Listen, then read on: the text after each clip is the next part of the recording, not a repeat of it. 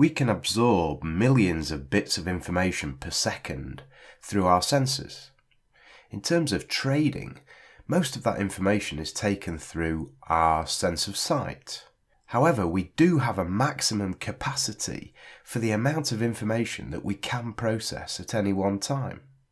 Our brains can only handle a limited amount of information, and if we overload it by trying to process too much information at once, then it compensates by starting to delete things, distort things, and we end up feeling overloaded and confused.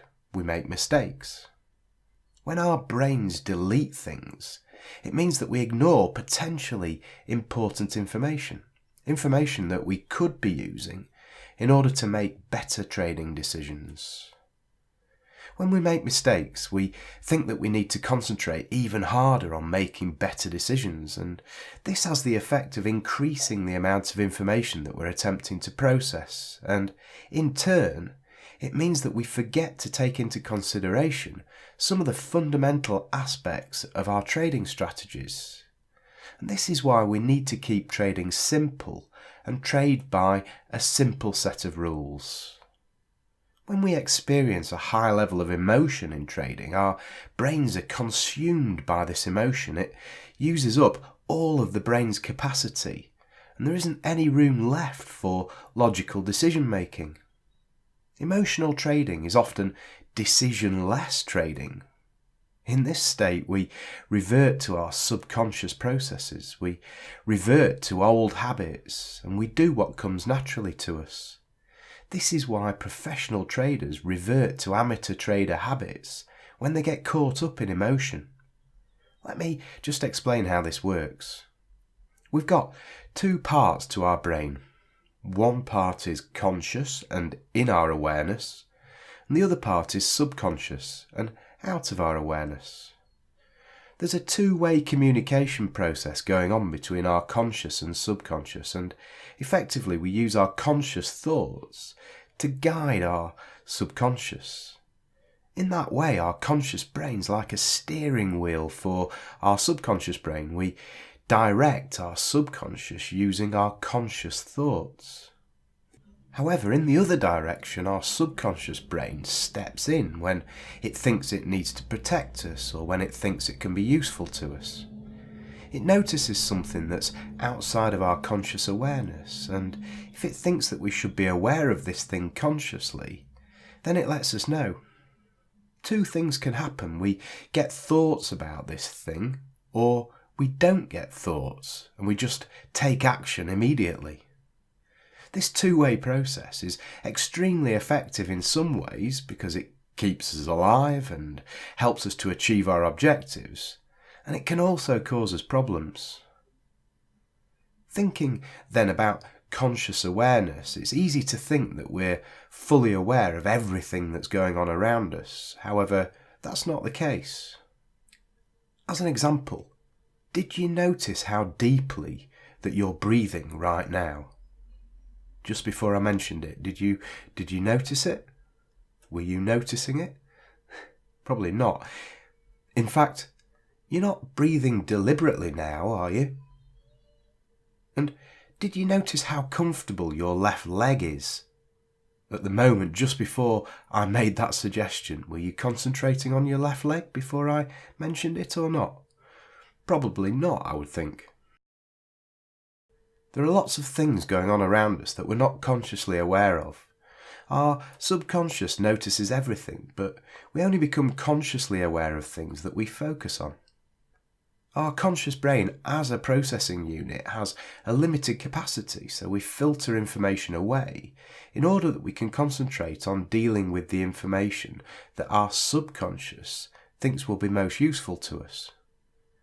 We've got two input functions then for our conscious brain. We've got external inputs, information that we receive through our senses, and internal inputs, which are our thoughts. In any one moment in time, we're taking information in through each of our senses. In trading, most of the information is taken in through our eyes and sense of sight, and We filter the information that we take in so that we end up with a representation or a perception of that information. A perception of what we think we're seeing. What is important here is that the perception that we end up with is not the actual information that we take in. It's a filtered version of that information. And what we perceive is not the reality. It's our own representation of reality.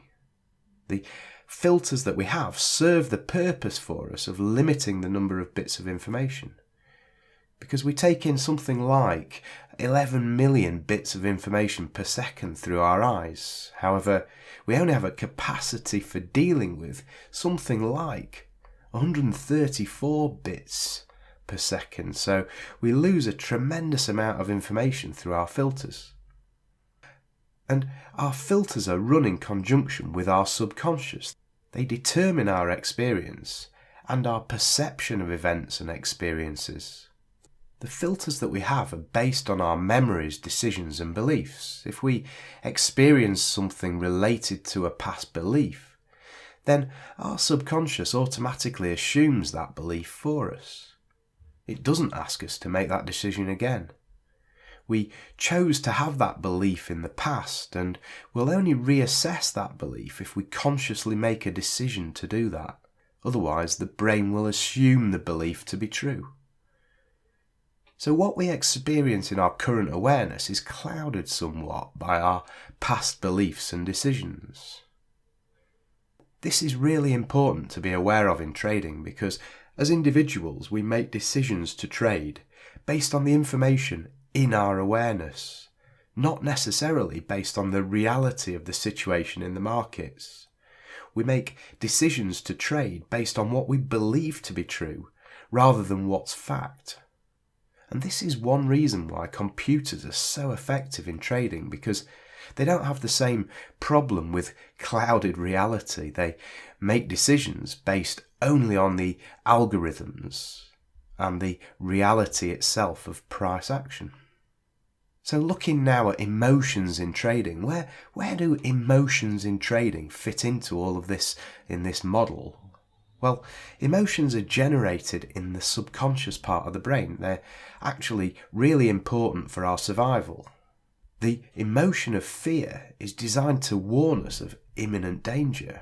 We see a threat, we get scared, we either fight or run, which is fight or flight. This is an automatic response. If we think that we can win, then we stand and fight. If we think that we might get eaten, then we run. The subconscious can't distinguish between real and imagined danger. It relies on our conscious brain for instruction. If we're in a losing trade and we fix our eyes on our current profit and loss position, then we may feel fear of losing hard-earned money, and this will automatically provoke our fight or flight response. What's the flight response in trading? Well, if we experience the flight response, then we'll exit our trade for a loss. We get scared and we run away. The thing is that this reaction's happened automatically. It may not necessarily have been what our trading system would have wanted us to do. If we decide to stand and fight, then we may end up running our losses for far longer than we would have normally liked to. We sit there defiantly, hoping the market will turn around. Eventually the fight leaves us and we give up. We exit the trade for a much bigger loss than we should have had. Bear in mind again that the brain's got a limited capacity for processing information. If we're feeling lots of emotion, then we're blocking access to conscious thought processes. The body and brain sense that the emotions are more important than rational thought at that point in time. We must stand and fight, or we must run. It's a question of survival. And this is why all rational thought leaves us when we're losing in our trading. We end up in tunnel vision, taking trades that we shouldn't do. And this is the fight function. We keep on trading and trading until we eventually get a moment of lucidity and we realise what we've done. By then, it's too late. We've blown a hole in our trading account.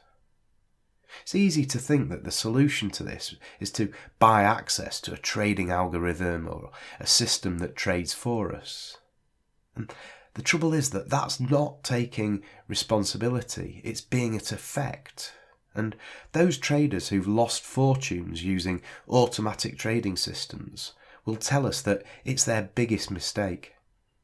The way to handle all of this is to have coping mechanisms built into our body and our brain, and these act as pressure release valves for our emotions. We need to train our subconscious processes to react the way that supports us best in our trading. Train ourselves so that we trade based on logical thought processes, so that we look at price action in the markets objectively, so that we recognise fear when we feel it and we deal with it. We do this through a process of improved self-awareness, which is what we're doing now, and through a process of visual and mental rehearsal, which is what we're going to go on to do in this programme. And this is how we master the emotional and psychological side of trading.